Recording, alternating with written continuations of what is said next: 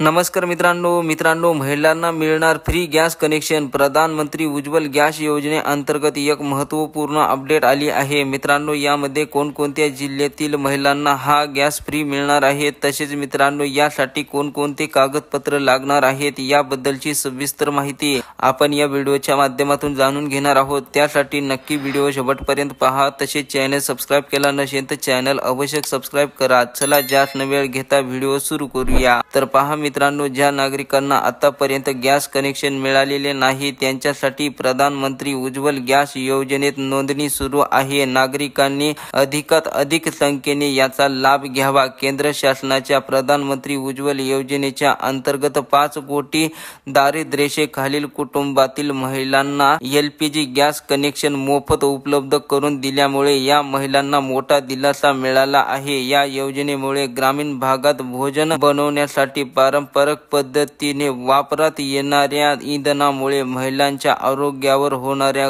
गंभीर परिणाम टाळता आला असून या योजनेची अंमलबजावणी यशस्वीरित्या केल्यामुळे योजनेच्या माध्यमातून महिलांच्या आरोग्याची काळजी घेणाऱ्याबरोबरच महिलांचे सक्षमीकरण सुद्धा करण्यात येणार आहे। तसेच मित्रांनो, प्रधानमंत्री उज्ज्वल योजनेचा लाभ मिळवण्याची प्रक्रिया अत्यंत सोपी आणि सुलभ करण्यात आली आहे। या योजनेचा लाभ मिळवण्यासाठी कशा पद्धतीने अर्ज करायचा आहे, अर्ज करण्यासाठी कोणकोणते कागदपत्र लागणार आहेत ते पहा। 1 number Aadhaar card, 2 number PAN card, 3 number ration card आणि 4 नंबर बँक पासबुक।